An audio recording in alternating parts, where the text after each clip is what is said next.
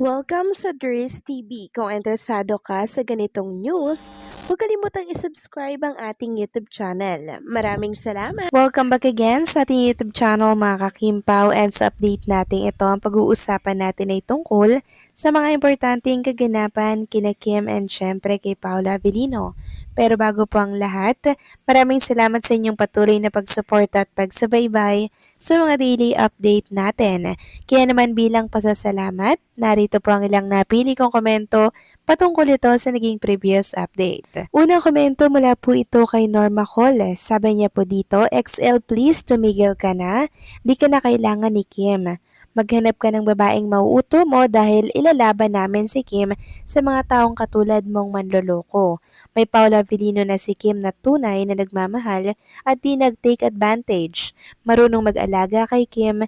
Sana XL wag mong gamiting instrumento si Kim para ka sumikat. Laos ka na, kaya tumigil ka na, okay? Salamat, Dries, at God bless us all. So maraming salamat po sa komento and sa pag-share po ng inyong nararamdaman, Ginang Norma Cole.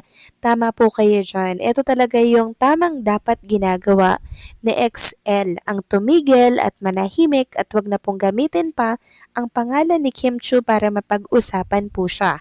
Dahil tama nga po kayo, wala na siyang mauuto dito. Dahil lahat tayo natuto na po, 'di ba, sa kanyang ginawa na pasakit kay Chinita Princess. Si Kim Chu bilang tayo po ay mga fans ni Kim, syempre gusto natin mga kakimpaw, yung ikakabuti niya, hindi po ba? Kaya hanggat maaari po ay inilalayo natin siya sa katulad po ni XL na manloloko at pasakit sa buhay ni Chinita Princess. And syempre, sinayang yung 11 years nilang dalawa. So sana naisip niya yun nung una pa lang, hindi po ba? Kung gusto niya po palang sumikat and also hindi masira yung career niya, edi sana iningatan niya po yung pag-iibigan nila ni Chinita Princess. 11 years yun mga kakimpaw na kung saan wala pa pong plano na pakasalan si Kim Chu. So doon pa lang mga kakimpaw, red flag na po yun para kay Kim. Pero still, pinagbigyan, minahal po siya at inantay siya ni Chinita Princess. Pero ano ginawa niya mga kakimpaw? Niloko at pinagpalit lang naman si Chinita Princess. Kaya nakakatawa lang, 'di ba? Tapos ngayon, gagamitin niya yung pangalan ni Kim Chu? No way na. Sana lang tumigil na po siya. So maraming salamat sa komento, Ginang Norma Cole. God bless po and mabuhay kayo. Next comment naman mula po kay Ginang Marlina Corda. Sabi niya, papansin ka lang ex kasi ang sikat ng Kimpaw ngayon. Anong gusto mo? Makiride sa kasikatan nila tapos ka na. Kaya wag ka nang makisawsaw. Masasaktan ka lang. Mas masaya na nga kami na mawala ka sa buhay ni Kim. Tapos ngayon, bigla-bigla kang magpaparamdam. Kapal naman ang mukha, piling sikat na direktor. Nilalangaw nga yung movie na dinirect ng jowa mo. Tapos, idedirect mo si Kim. PK ka lang, si Pau na lang ang magdedirect. Bakit ikaw pa? Epal. Maraming salamat sa komento, Ginang Marlina Corda. Relax lang po, kalma lang. Ang puso baka malaglag kasi talaga namang ramdam na ramdam ko po yung gigil at galit ninyo dito kay XL. Maging yung ibang fans din naman po, ganito yung nararamdaman. Dahil sa ginawa nito kay Kim Chu, wala pong kapatawaran yun, di ba? Kaya nauunawaan ko, naiintindihan ko po kung saan po nagmumula yung galit at nararamdaman po ninyo para kay XL. Tantanan na lang sana niya si Chinita Princess. Huwag niya nang maisama-sama si Kim Chu yung pangalan nito sa mga interview, 'di ba? Dapat no comment na lang at huwag na siyang magsabi ng kung ano-ano pa kasi ikakabatikos niya 'yan, 'di ba? After all na mga ginawa niya, limot-limot na. So maraming salamat sa komento, Ginang Marlina Corda. God bless po sa inyo and mabuhay kayo. So ito na nga, pag-usapan na natin mga kakimpaw, mga topic po na nakalap natin sa gabing ito. At unahin na nga nating pag-usapan ito pong tungkol sa Kimpaw World Tour na kung saan ipinagkakaguluhan na ngayon dito po sa social media, particularly sa X account. So natuterete po yung ibang mga fans kung kasama ba yung mga bansa nila sa pupuntahan po ni Kim at Paulo Avellino.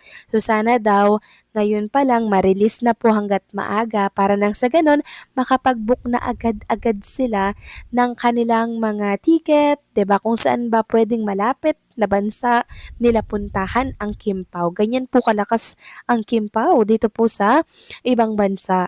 Sabi nga dito ng isang account, please, can Kim Pao World Tour cities dates be released ASAP? I'm from Brazil and I'll need to travel to the US for it. Wow. So I need to schedule my vacay.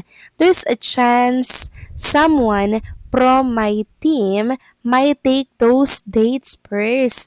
So sana nga po ma-release agad yung mga dates and cities na pupuntahan ni Kim and Paula Avellino nang sa ganun ay ma-schedule agad ng mga fanay yung pagpunta nila kung saan man po pwede nilang makita at matagpuan si Kim and Paolo Avellino. Hopefully naman, di po ba? Kaya kinalampag po si Kim Chu, si Paolo Avellino, and syempre ang Star Magic Philippines. Nang sa ganun, ay makapagplano nga naman po ng ahead of time. Samantalang next topic naman tayo, pag-usapan natin mga Kim Pao, itong bago at latest lang naman na Instagram story ni Paula Avellino. So parang another camera to mga kakimpaw. Grabe no, parang kinakarir talaga ni Paula Avellino ang pagdedirek. Sabi nga po ni Karen Chua, is this another camera? If yes, may I say that if the BIR has a slogan, this is where your taxes go. Per hashtag Paula Avellino, it's gonna be this is where his income go. So talagang kinakareer na ni Paula Avellino mga kakimpaw ang pagdedirect, 'di ba? Kailangan niya ng mga bagong lens of camera, etc. na pwedeng magamit sa pagiging direktor. Mali nga naman natin, 'di ba, in the near future, maging direktor na lang si Paula Avellino at lisanin ang pag-a-acting, di po ba? Malay naman natin kasi may potential naman si Paula Avellino, hindi po ba? Samantalang next topic naman tayo. After It's Showtime, mga kakimpaw, rekta naman si Chinita Princess sa recording studio. Grabe naman yung kasipagan ni Chinita Princess, no? Parang wala siyang pahinga. Parang hindi siya napapagod. Sabi nga dito sa post, para saan kaya ito Chinita Princess? Anong meron dyan? May abangan naman ba tayo mga kakimpaw fam? Excited na naman to. Sa pagkakaalam ko, parang pwede natin siyang abangan sa ASAP bukas, araw po ng linggo, kasi hindi naman ora-orada si Kim Chu magpupunta ng recording after ng It's Showtime kung walang ganap kinabukasan. So possible nga po na may ganap siya sa ASAP bukas. And kung meron, hopefully mga kakimpaw, kaduet niya ulit si Paulo Avellino. Kasi sa inilabas po ata ng ASAP ba yun or ABS-CBN, parang wala naman ako nakitang Kim Pao dapat nating abangan sa ASAP or kahit Kim Chu. Kaya nag-expect ang ilang fanay na hindi kasama ang Kim Pao or si Chinita Princess kasi wala po doon sa promotional video na inilabas po nila.